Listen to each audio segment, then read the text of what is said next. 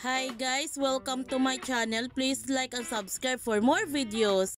Galit na sinabihan ni Moira si RJ na don't tell me. Nag-celebrate siya nito dahil tinaon daw ni Lynette ang proposal ni Carlos. Nagalit si RJ sa mga sinasabi ni Moira sa kanya na hindi naman ito totoo. Sinabihan rin ni Doc Lyndon si Annalyn na mas mabuti na rin na hindi kagad nag-yes si Lynette kay Doc Carlos, baka may dapat pa silang malaman na tungkol sa kanilang dalawa.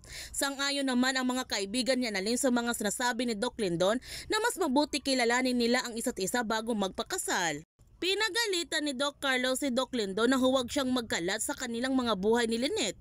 Ang galit na sabi ni Doc Lyndon na kapag magiging pamilya na niya sina Lynette at Annalyn, habang buhay niya ito lulukuhin at hindi siya papayag nito. Habang si Lynette nagdududa na nga ito sa pagkatao ni Doc Carlos at ipinalam niya kay Giselle ang kanyang nararamdaman na parang meron pa siyang hindi alam na tungkol kay Doc Carlos.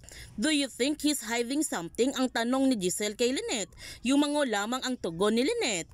Samantala, tumawag si Zoe kay Doc Carlos upang pagsabihan ng kanyang ama na huwag niyang pakasalan si Lynette. Ang sabi ni Doc Carlos, si Lynette ang gusto niyang makakasama habang buhay pero kailangan makilala ni Lynette ang kanyang totoong pagkatao. Kaya sasabihin na niya kay Lynette na anak niya si Zoe. Nagmamakawa naman si Zoe na huwag itong gawin sa kanya dahil masisira ang kanyang magandang buhay. Ngunit buo na ang desisyon ni Doc Carlos, sasabihin na niya kay Lynette ang kanyang sekreto.